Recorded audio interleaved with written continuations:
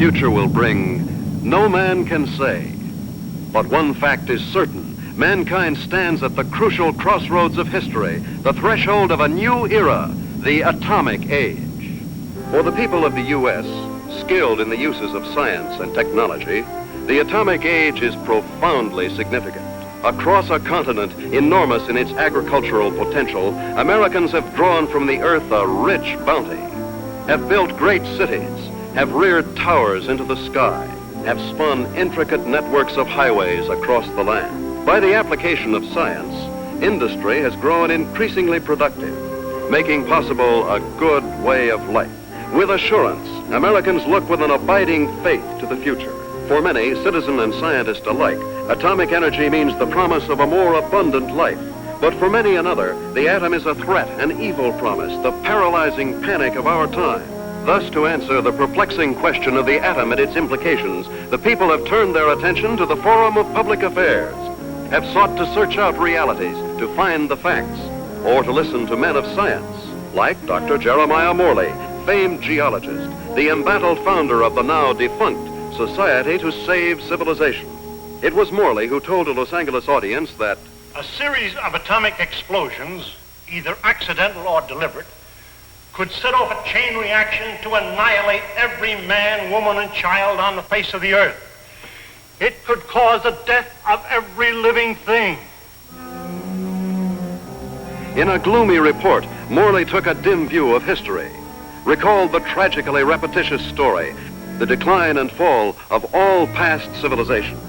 Said Morley, modern civilization could, by the phenomenon of atomic fission, be brought to dust and ashes. For example, if an A-bomb were detonated at the Empire State Building, the area of total destruction would cover an area of 2 miles. Now, since the A-bomb is already obsolete, consider the area of total destruction of an H-bomb. And science has promised us bombs 1,000 times more powerful, poisoning with radioactivity all the air and water of this earth. This could mean not only the end of our own civilization, but the very possibility of any future civilization. What are we going to do about it? I'll tell you what I am going to do about it. I have a plan to preserve human life on this planet. I hope you will join with me in carrying it out.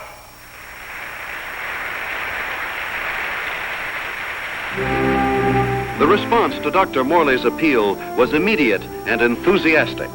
The Society to Save Civilization was set up. To its headquarters flocked amateur do-gooders and professional scientists. From them, Morley chose a staff of experts. Dr. Max A. Bauer, eminent geophysicist, ousted by Hitler from the University of Munich in 1933. Dr. James Paxton, metallurgical engineer, twice winner of the McKenna Scientific Award. Joan Lindsay, medical doctor and ardent feminist, who, for her research in biochemistry, was named winner of the annual award by the American Confederation of Women Scientists. Dr. George Coleman, authority on soil conservation. And Andrew Ostengard, sandhog, explosives expert, Marine veteran of World War II. It was this team, qualified each in his own way, that helped set in motion Morley's audacious project, a daringly planned program, which he took 3 months later to the board of directors of the Carlyle Foundation. And so my colleagues and I believe that humanity can escape annihilation, can find a temporary haven, a promise of hope that, come what may, life can be sustained deep within the earth itself. Far below the surface, we shall seek a natural, a geological shelter. We have a team ready for the effort. All we lack are funds. Can we get them from your foundation? Dr. Morley, I believe it would expedite matters if I were to ask the questions. We're laymen, you know. First of all, isn't the inside of the earth solid? The interior of the earth is made up of vast caverns and air pockets, joined by natural avenues leading from the surface. Natural avenues? Funnels and fissures. Such a fissure lies within the world's largest extinct volcano at Mount Nelly. That is where we intend to start our journey. Well, these funnels, how far down do they go? Hundreds of miles, perhaps thousands, to the very core of the Earth. But isn't the inside of the Earth, the very core, a molten, fiery mass? To the contrary. The latest body of theory holds that the inside of a sphere, such as the Earth, is cooler than the temperature at its surface. And how would you traverse these thousands of miles? Dr. Coleman, the perspective drawings, please. This is a cyclotram. A what? It's an amphibious conveyance based on the principles of an ovoidal atmosphere. A what? Like a submarine, with the mobility of a tractor. Its head contains a burrowing device, and its walls can withstand extremes of temperature and pressure. But even with the cyclotram or the bathysphere or the whatnot, how do you know you'll be successful in finding this underground haven? We don't know, but we must try. There is no other alternative, no other course, no other hope of keeping the spark of life alive. And the cost?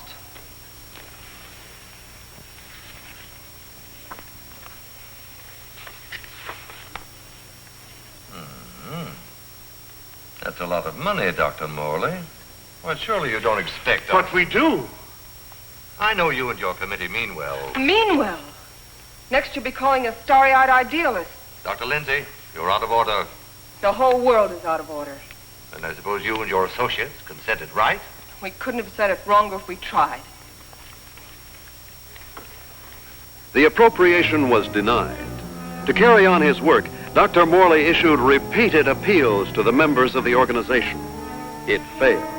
And so, last week, the Society to Save Civilization was itself extinct.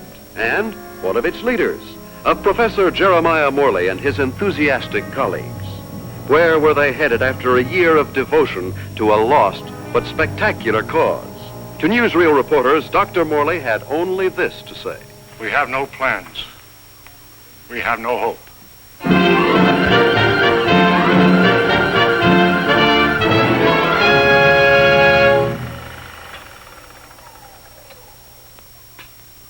Better stand by, Frank. We may want to run that again.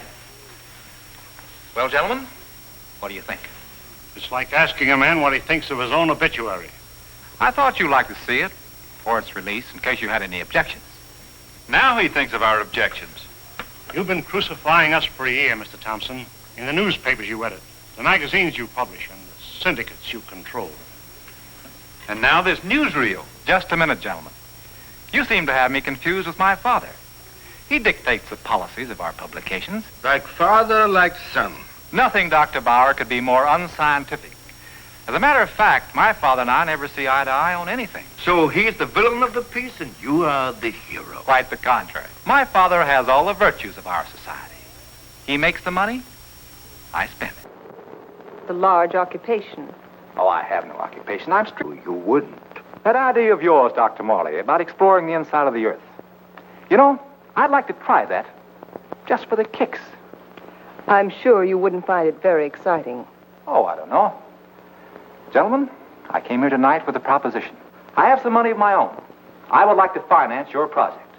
Are you serious? Sit down, my boy. There's one stipulation, however. I go with you.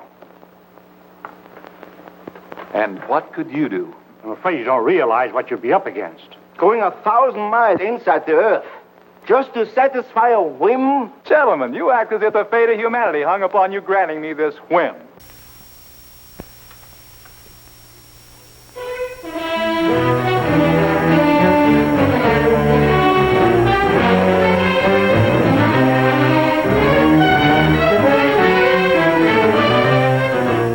Plans for the expedition are being completed ahead of schedule. And Morley is pleased with our progress. The cyclotram nears completion. Adequate nutrition in concentrated form has been perfected. And for an auxiliary water supply, the Sloan H2O condenser will be used. By the study of our laboratory animals in a new environment, we expect to gather important scientific data. At last, the cyclotram is ready to be loaded aboard the SS Aurora.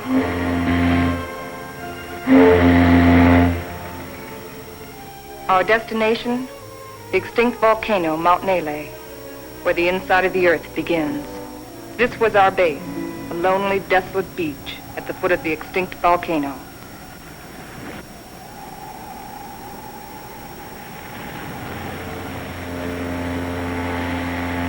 Well, let's go.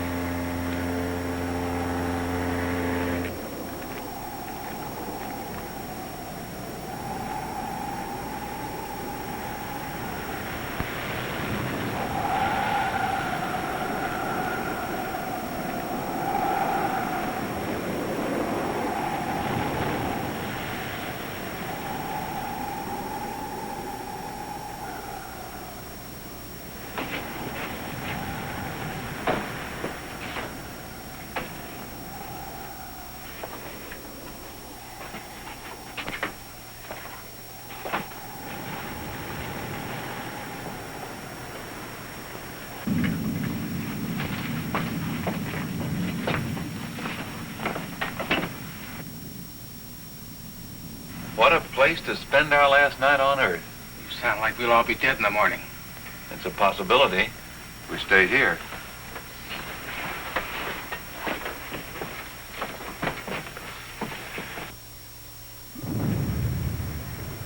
Andy, take the controls.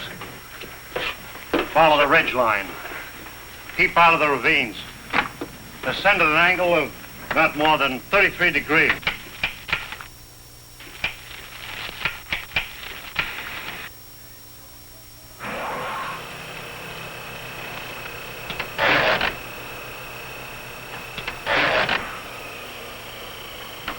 Something's wrong.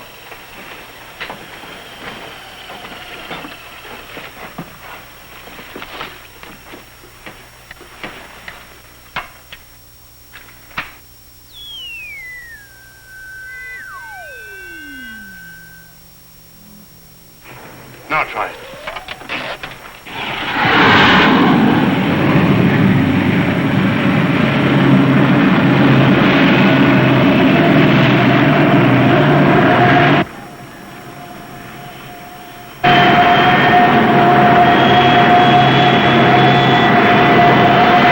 Sustain 2,000 RPM. And follow our chart plan, R4. Check.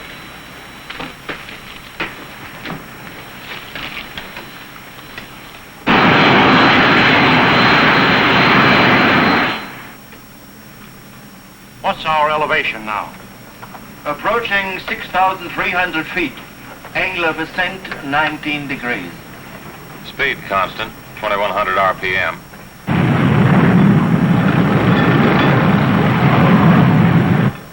I wonder how long this iron lung is going to hold up. You can still beg out. You can't get rid of me so easily. Give me a reading on the forward rotational unit. We're up to 9,000, climbing at 24 mph. Angle 31 degrees. At that rate, we'll make the summit in 4 hours.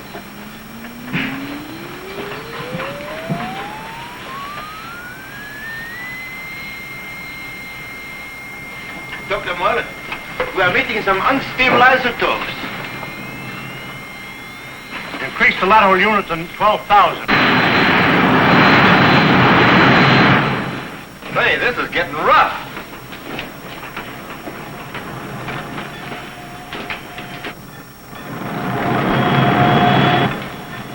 We're approaching position R4. Our computations show an error of less than plus 0.14. Good.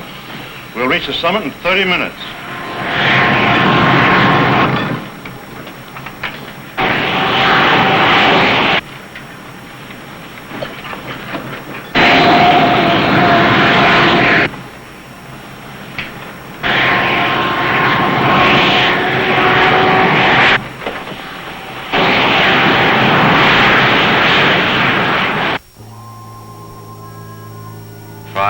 And 27 minutes.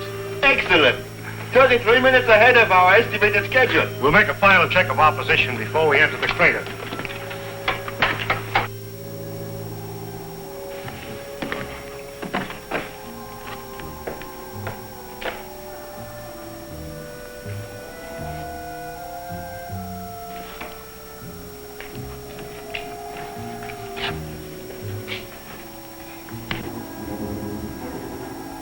glad the professor picked this volcano for our expedition. Maybe this one could come to life, too. No, not a chance. No bet on it.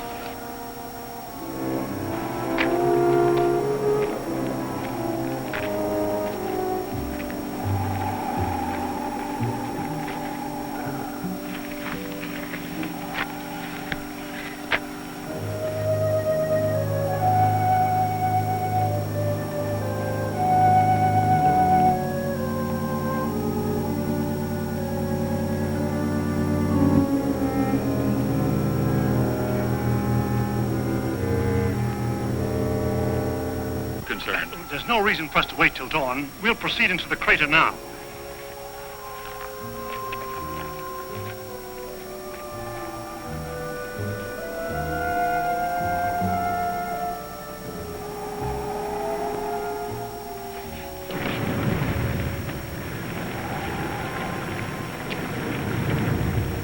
Just one last look at the earth. Yeah. What a way to remember it. Follow the downward spiral. Keep to the inside ledges. Speed 1,200 RPM.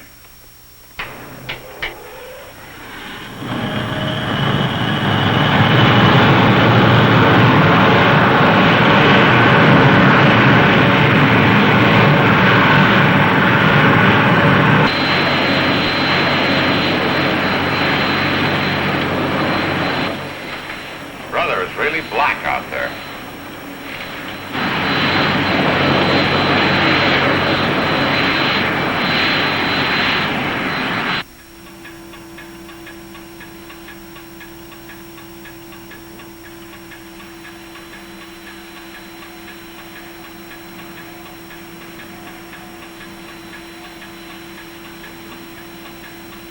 As we descend ever deeper into the volcano, I have observed no unusual physical symptoms.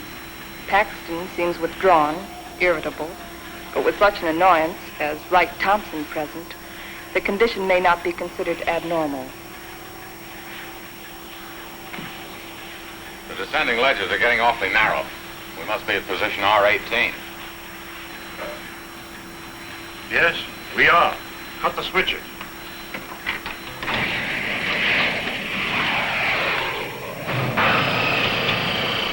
We'll be doing some hiking now. Better have some breakfast.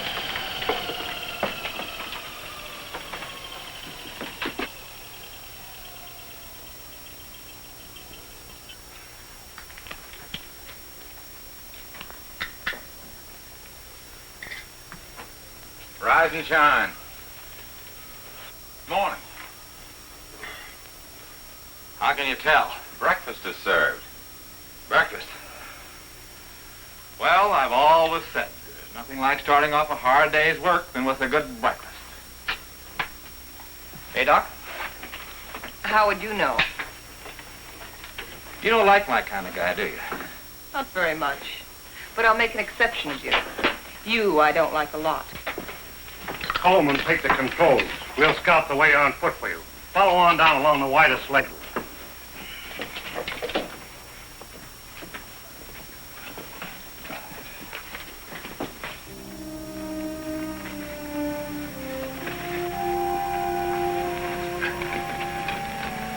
Watch that, it's loose.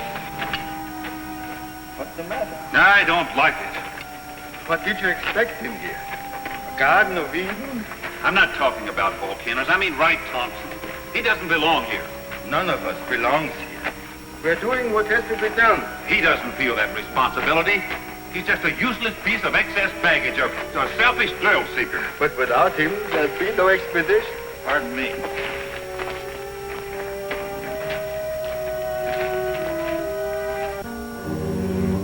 Kind of deep down there, isn't it?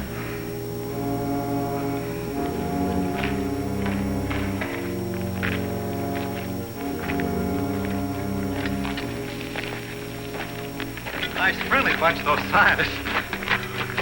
Oh, what's your trouble? Oh, nothing, but don't they ever talk? Not unless they got something to say. That's the way it is with smart people. Maybe they're not so smart. Maybe they don't know what they're doing down here. Listen, Buster, each one of them has taught at more colleges than you've flunked out. So what are you doing down here among all those brains? I managed to make myself useful. It might be well if you did the same thing. Doing what? This.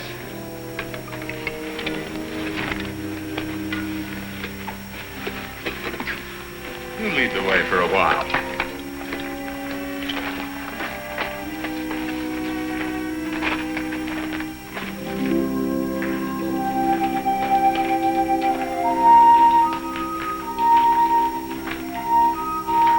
We've hit bottom. Rock bottom. Hello, Coleman. Coleman. Come in. Go ahead. We've reached the end of the channel. Establish our position. Our depth below mean sea level, 2.6 miles.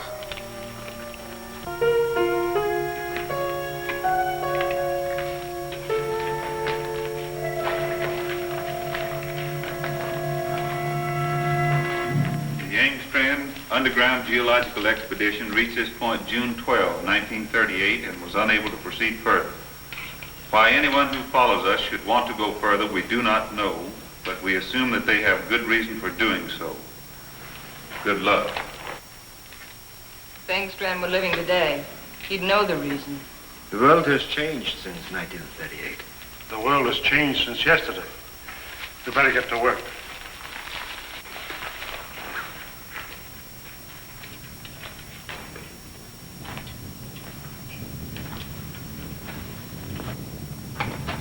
Look! That's pressure from the other volcano. We'll have to work this side.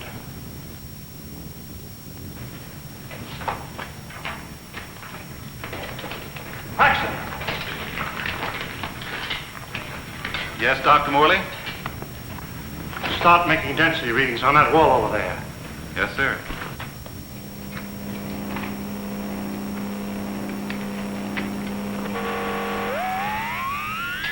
This is it, the point of least resistance. Okay, Andy. I'm ready. We'll all go back to the cyclotram.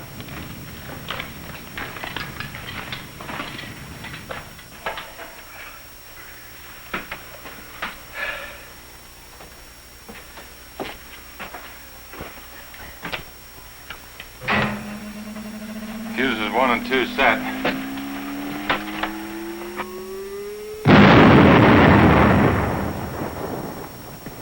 I wonder what we'll be running into. There's only one way to find out.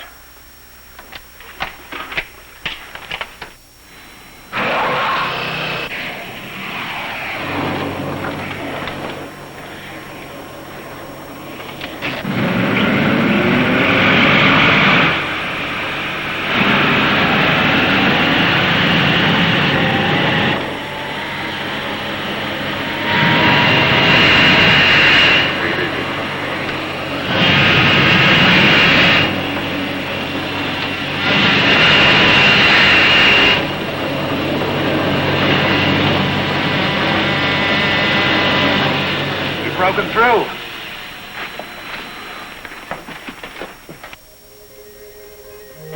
Looks like a tunnel. So far, so good. Put on your gas mask just in case. Coleman, we'll set the pace. You follow along with the cyclotram.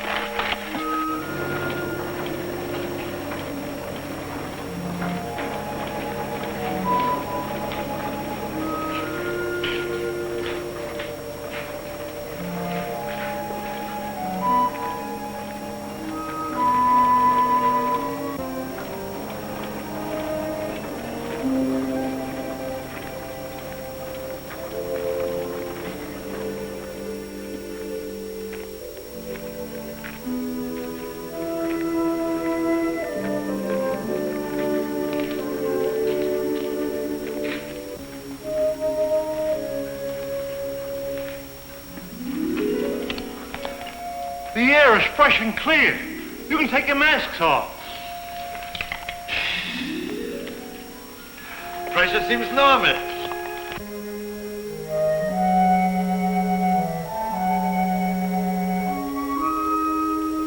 I wonder where it leads. That's exactly what we're going to find out. Lead the way, Andy.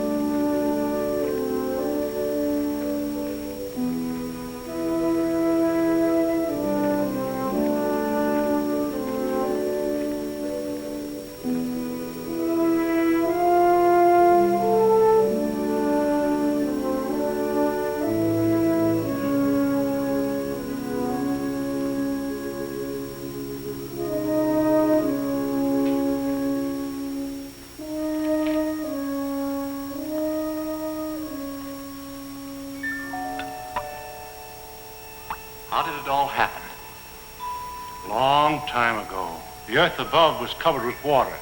And when the sea vanished, it left great limestone deposits behind. Was all this limestone? Yes. And then the water gathered in underground streams and carved out the soft limestone. Drop by drop, year by year, the water dissolved the stone. Each drop carried a tiny particle of sediment. That's what formed these columns, about an inch every 1,000 years. Well, how long did this whole process take? About 200 million years. Hello, Coleman. Coleman, bring up the tram. We'll proceed from here.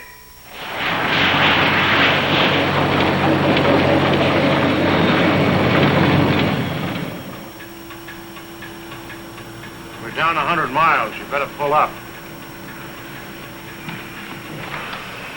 Cut the switches.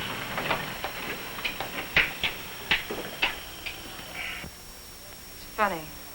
When we first got here, I felt a sort of exaltation. Now I feel depressed. I don't know why. The oxygen content is adequate.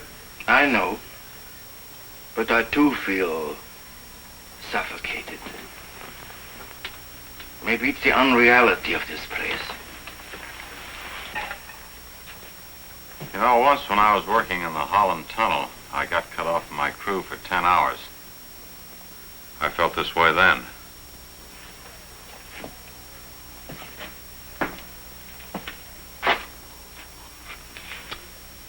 I think I know what it is. It's loneliness. It's a feeling of a person away from people. I felt it on the top of a mountain in Tibet, in the jungles, and on the Arabian desert. It's like the last cord tying you with humanity has been cut. It's more than that. People have dignity only in relation to many other people. Alone, a man is as useless as any rock out there. No, you're both talking nonsense. Nature doesn't influence man. Man influences nature. One man, one strong man, can change nature. Ah, you're wrong, Dr. Paxton. It isn't one man. It's many men working together. Right, teacher? Men together are no more than sheep. One man standing alone leads the way. Then the sheep follow. Please, gentlemen. Well, I'm please. embarrassed for all of you who call yourself scientists. Swayed by a self-indulgent young fool. I'm going ahead. I hope that by the time you catch up with me, the atmosphere will have cleared the cobwebs from your brains.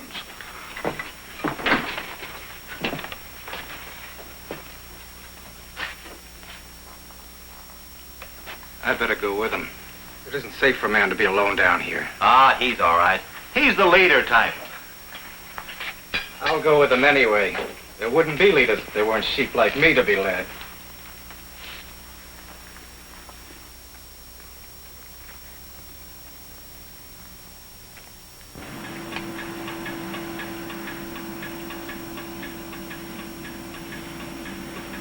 I still don't see any sign of Paxton and Coleman. Well, keep going.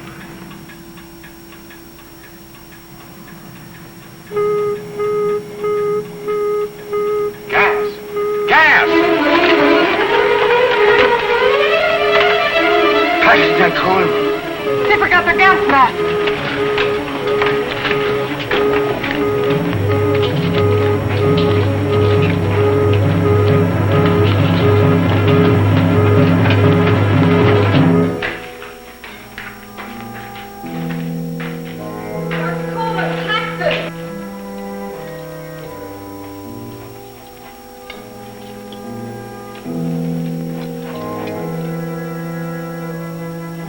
There they are!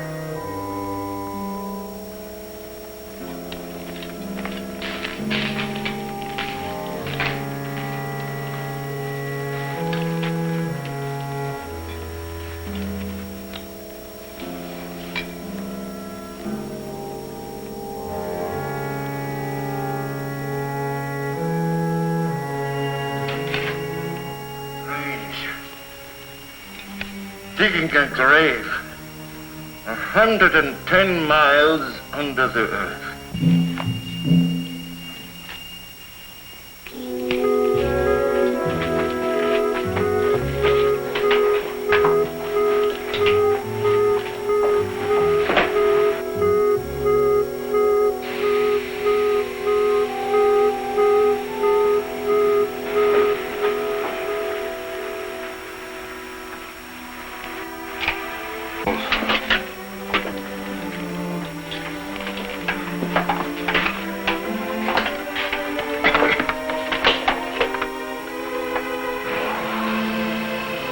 on. It's too late to turn back now.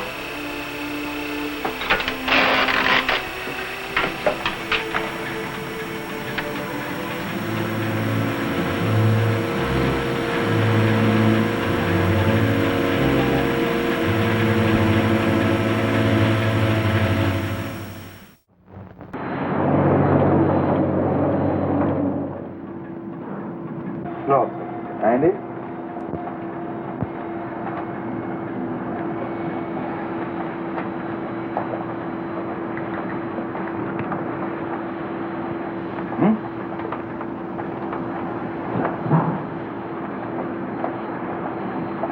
You know, right now I'd give $1,000 for a good hamburger.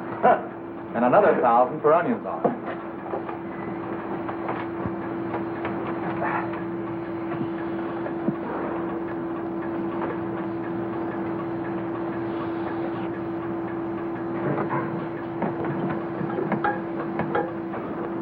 Dr. Morley, our water supply is... Cut the switches.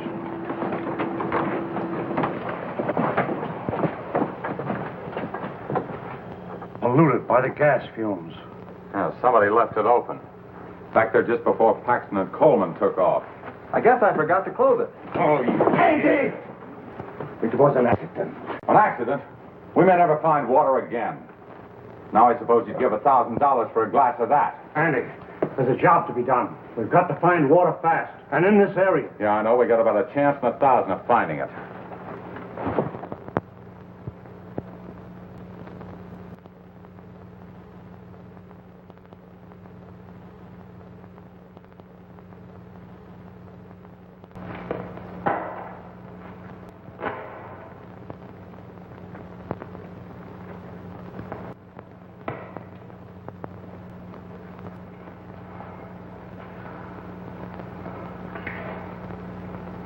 Look, there's Andy.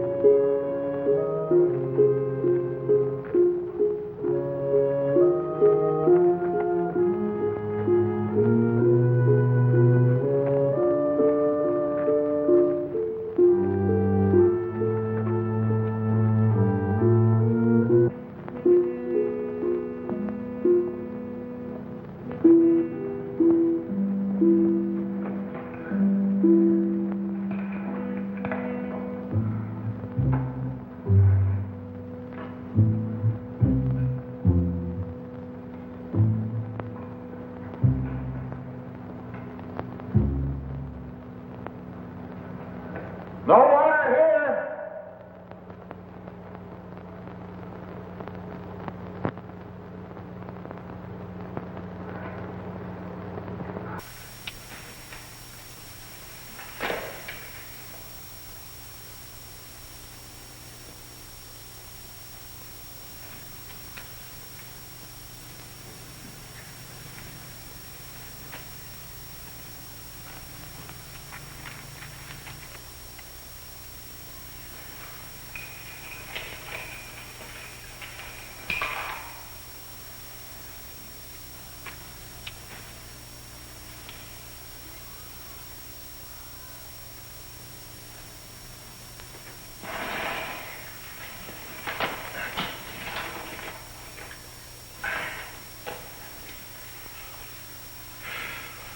Thing like this enough to drive a man stir crazy. It's no use.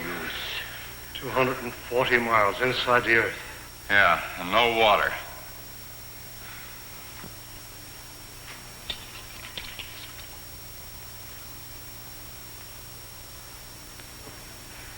Here. I've been setting it to the animals.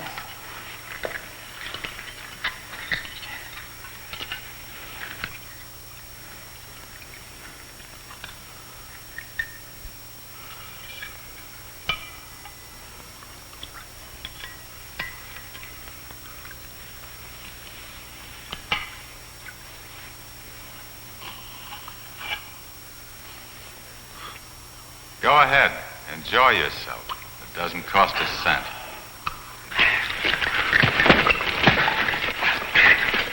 Stop it! Andy! This is ridiculous. We have something larger at stake than your personal petty feuding. Now, you two can come with us or stay here and kill each other. I'm going after the Cyclotram. Never mind. I'll go get it.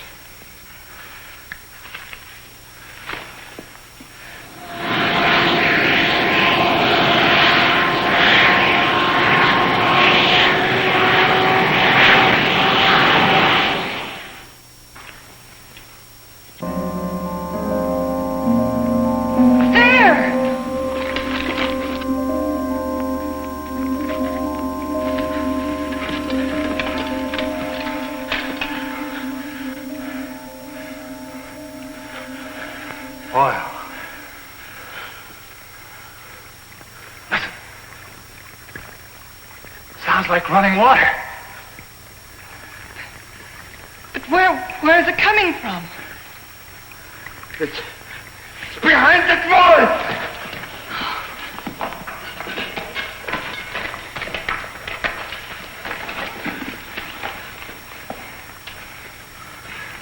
It is running water. Well, why don't we go through the wall with a cyclotram? No. There's this brother. There's still such a thing as too much butter. It could be an underground sea. Andy, bring a couple of heavy hammers.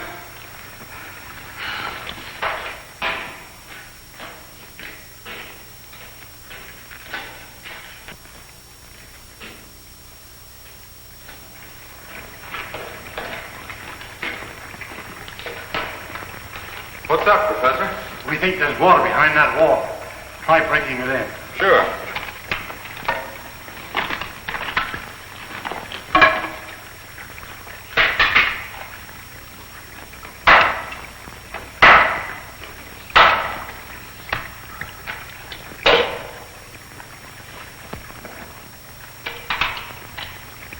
I brought 2 hammers, you know.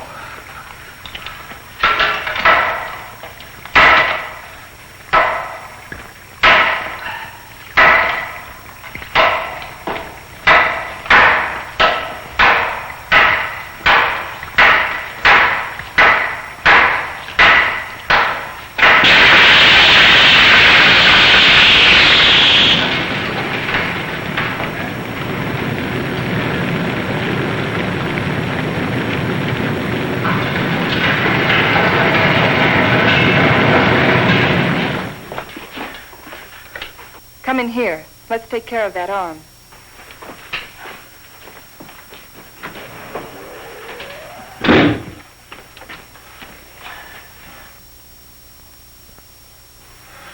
The outside temperature is rising fast. It's up 280 degrees now. It looks as if it could go on forever.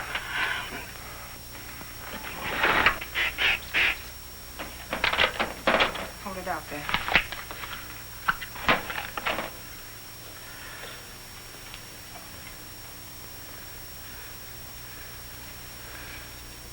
Outside temperature. It's dropping fast. The outside pressure is dropping, too. Good. Condensation will soon take place. There. You're a pretty good doctor at that. You're a pretty good patient at that. Thanks. Here, slip this on.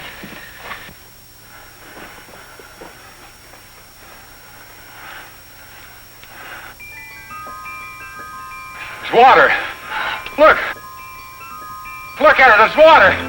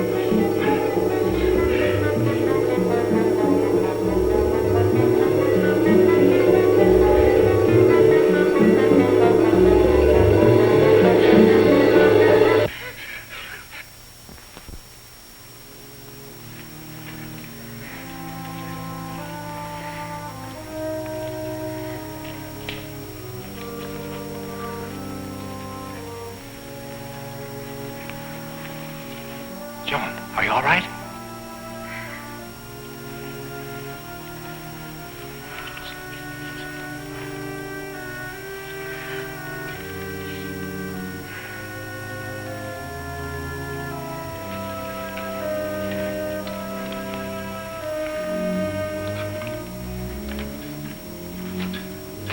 Well, what shall we do now? All right, I'll say it.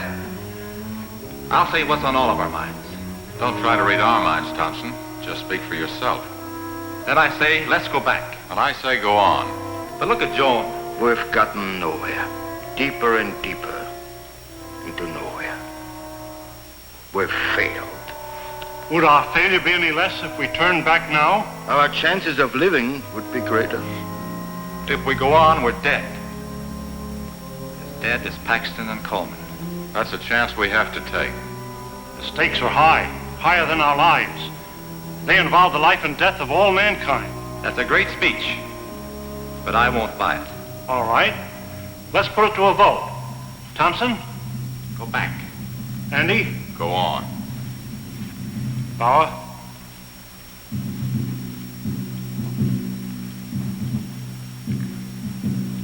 Go back.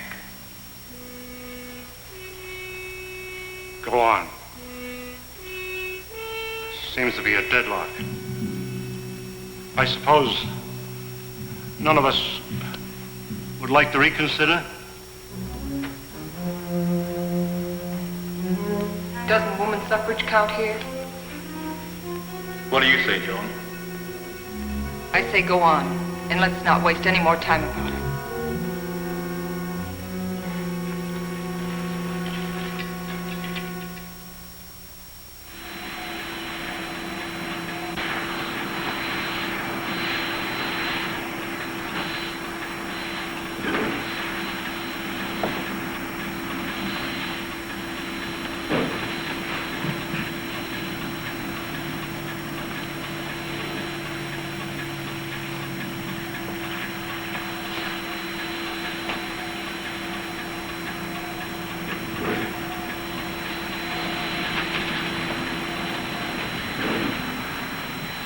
How are those burns coming along? Good as new. How are you, Doc? Oh, I'll get by. Here. What's it for? Does it have to be for something? Does everything have to be functional? It's a good luck ring. Saved my life in Tibet. Here, take it. Why give it to me? Haven't you ever been romanced before? Not 900 miles below sea level. Then it's about time. If there were any flowers around here, I'd pick them for you. There's a highly scientific theory which states that if any man and any woman are cast away anywhere for any length of time, sooner or later they think they were in love. That's what's happened to you. If that theory has any value, it should apply to you. Does it? No. Well, I guess I need a little more time. We'll talk about it later.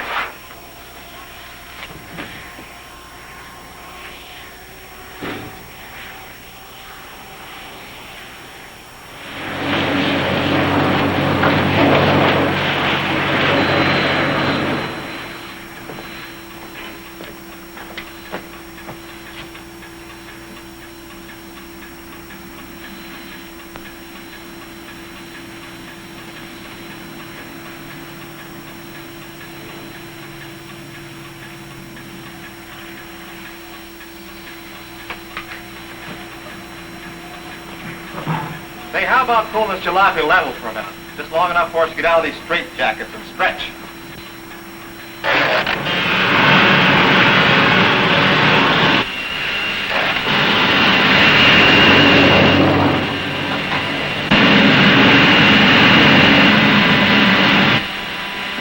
How much longer is it going to be like this? Oh, right. What difference does it make? Plenty. If it's going to be like this the rest of the way, why go on? Why waste time? That shouldn't make any difference to you. You've never done anything but waste time. Listen, you meathead. Just because you're a sand hog that likes to go groveling around in the ground. And you're a mountain goat with his head in the clouds. Stop it, both of you! I've had enough of this. What's happened? I don't know. It's much water.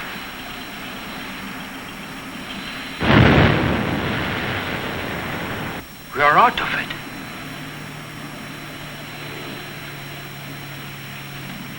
This might be what we're looking for. Let's make a landing and explore the area.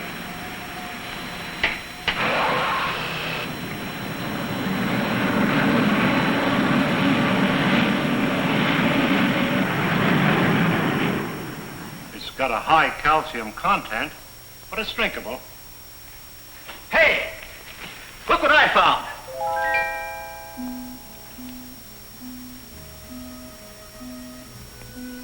They're cave pearls. Cave pearls? How much they worth? Calcium carbonate. Calcium carbonate. Well, how about this? Sulfate of lime. Plaster of Paris. Professor, you take the romance out of everything. Here you are, Doc. 2 souvenirs from Hades, vacation land of the underworld. Thank you. Back home, I'll be the envy of every kid on the block. I'm not so sure, Joe. Take a cave pearl into the sunlight, turns gray and ugly. And the flower? It'll crumble to dust. Hey, Professor, how about these fish? It's a rare species. They're edible, though. They have no eyes. I think I'll stick to pills. They lost their eyes 10 million years ago.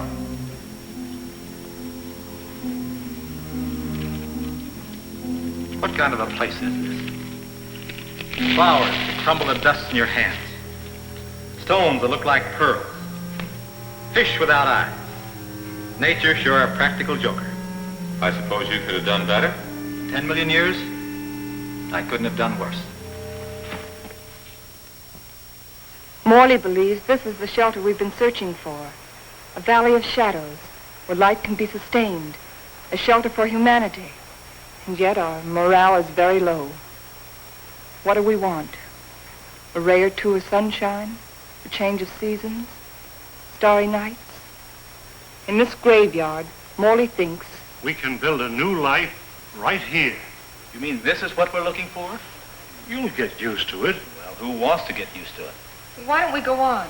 A little further. But we've come 1,100 miles already. How can you measure what we've been through in miles? I say let's go back or go on. But this is no place. What is your wish? We've come so far, let's go on.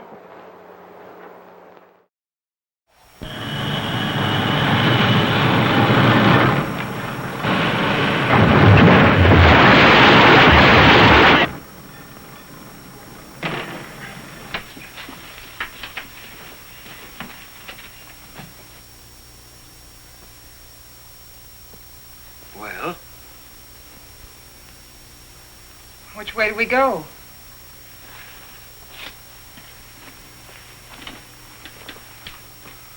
I suppose we'll have to explore both channels. I'll take the right one. Right? You take the other. Why me? I'll tell you why. I'm sick of taking your orders. That's the trouble with you, Thompson. That's all you do is take, you never give. Without me, there wouldn't have been any expedition. Well, that's not enough. It's time you gave something yourself and not your pocketbook. Andy. We might as well get started.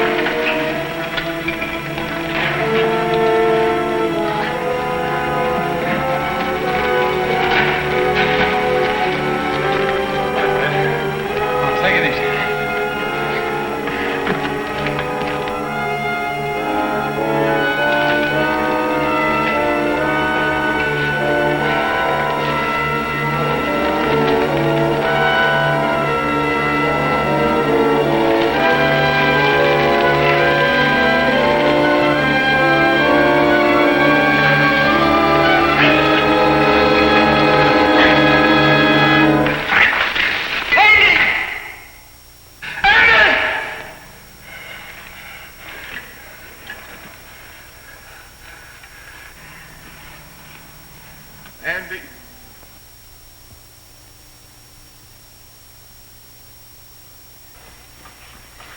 You're supposed to be taking it easy. Try to get some rest. Listen to me, Wright. You've been like this for days. How long can you keep it up? He didn't like me any more than I liked him. Yet he saved my life. It doesn't help brooding over it. But he died saving my life. He did what he believed was right.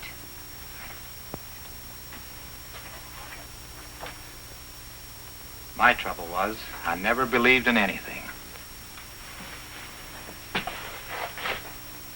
You can start now.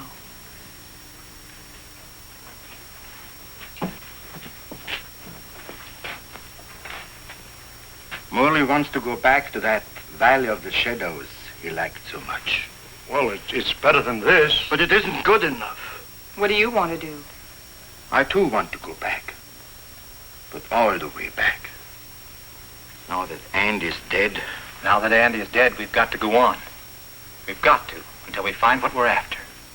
If we fail, then we can talk about going back.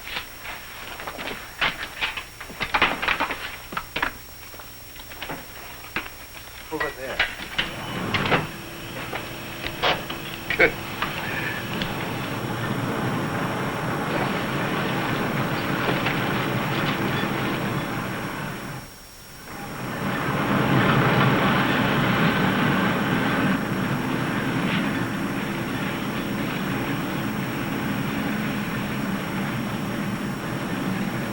This must be a continuation of the other river. No, I think it's just a seepage from it. Listen. What's that?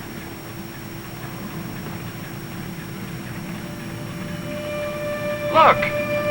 It's like daylight.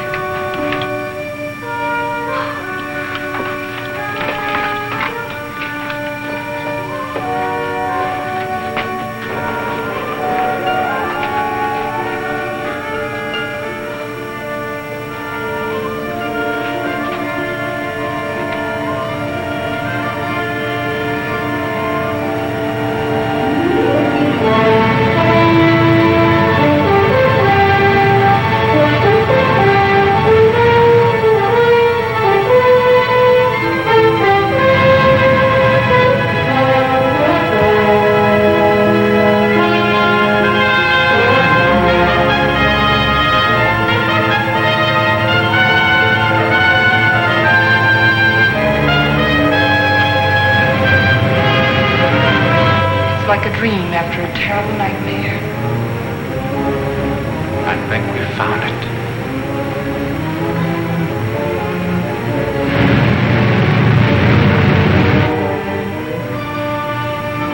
Promised land.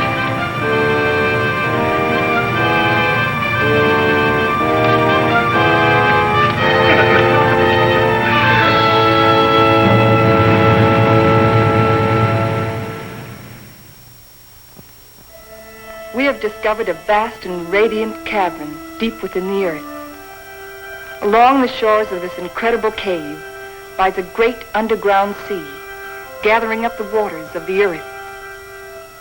A strange, sunless light is reflected from the phosphorescent dome. The glowing peaks are weathered and sharp, and the gullies deep. The wind is soft, and the climate pleasant. Vapors rise up into the bright dome, forming luminous clouds.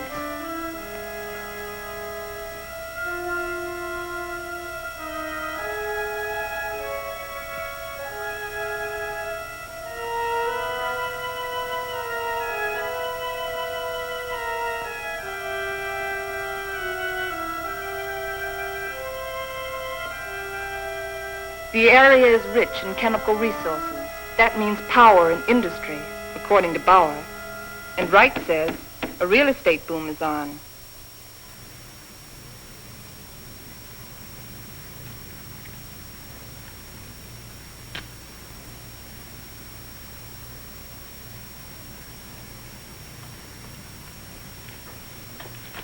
You got a match? Sure.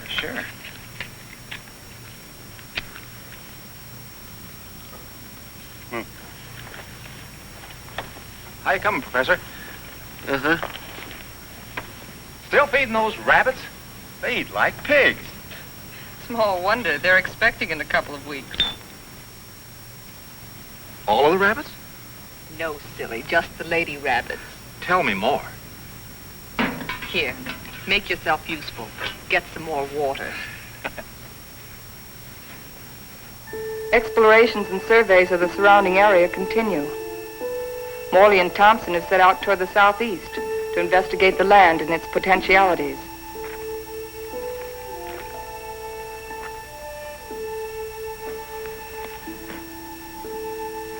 This is a strange kind of sand. That's not sand, that's volcanic ash. The ash will make good fertilizer for our crops. Crops? Let's face facts, Morley. This is a desert. The very word means deserted by life. And you talk about crops. It can be irrigated. This country has everything. Water, soil, air, heat. Yeah, you're forgetting one thing, though. No sunlight. Science can adjust that. Crops can thrive without sunlight. Perhaps. But can we?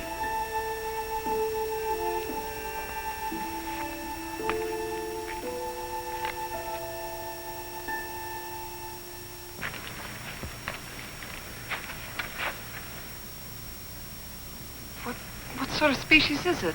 It's the fossil remains of a species of lungfish. He breathed by means of both lungs and gills. When he came out of the sea 400 million years ago, he was the ruler of the animal kingdom. With his lungs, he was a pioneer in a new way of life. How did they become extinct? Like some of us on Earth, they seem to hurry the process of extinction. Let's get out of here.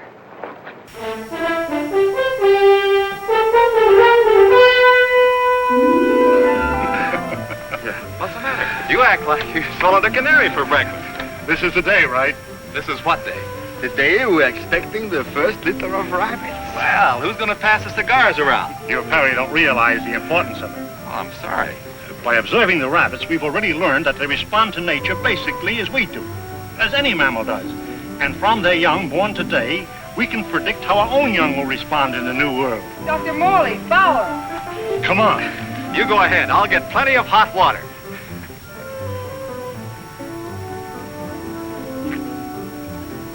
Well, how many boy rabbits and how many girl rabbits, huh? What's the matter?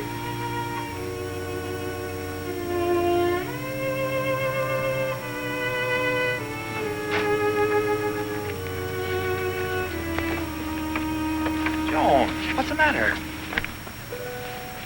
They're dead. They're all born dead.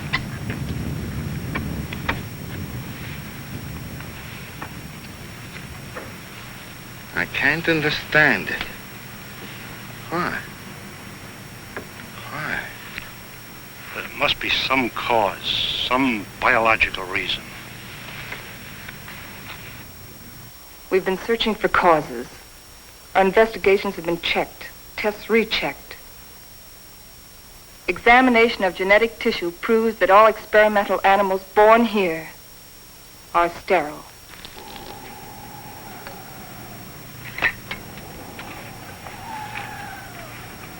You know what this means? This new world. A haven for the dead. This is the end of the line. Now we know that the human race cannot reproduce itself in this underworld region. It appears our mission is a failure. Then we can't stay here. At least one generation could. And after that, what? The end of humanity. That I won't accept. Neither can you run away from facts.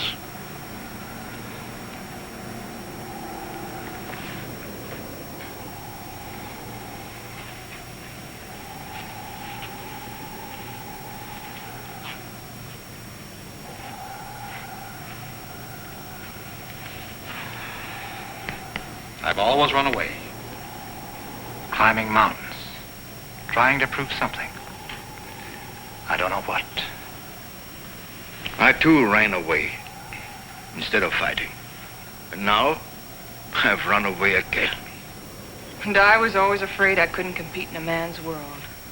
I think I want to go back and try again. Go back to what? To a world bent on self-destruction? We can live the rest of our lives here in peace. Morley, you're wrong. This isn't peace. This is a resting place for the living dead. I don't believe it's the end of the world. I don't believe it's the end of mankind. You're young. You don't know. I've lived through the terrors of 2 great wars. I've had enough.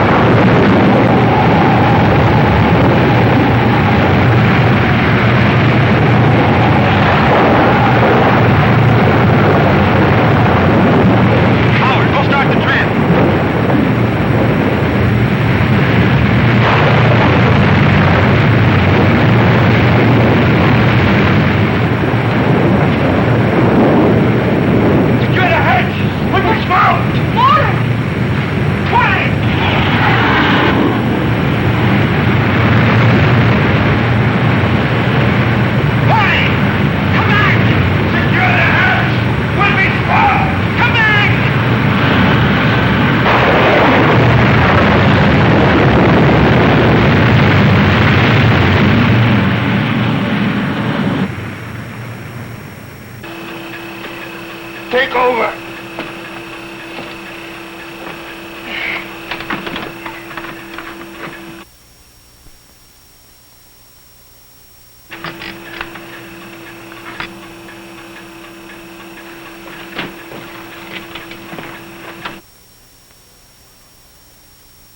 Something's wrong. Something's pulling us down.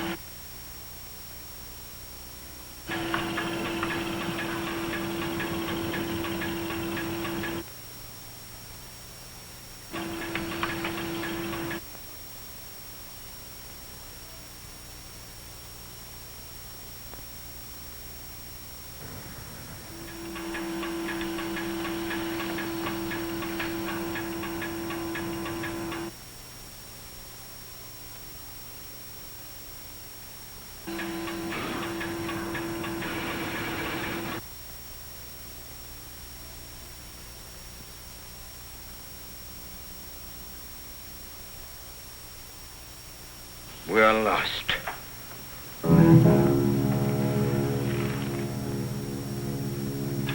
We're in a blind alley. Ever since we started, we've been in a blind alley. We can't bury ourselves in the earth and expect to live. Maybe that's the secret. Morley understood. Strange. We didn't know it before. I used to be afraid of death. I was afraid of life.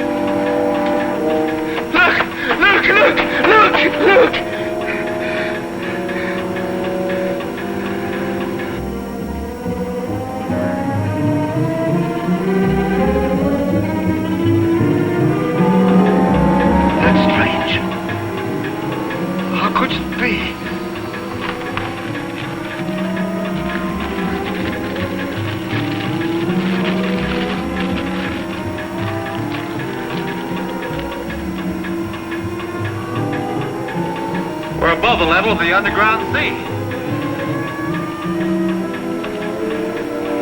We found a channel to the upper ocean.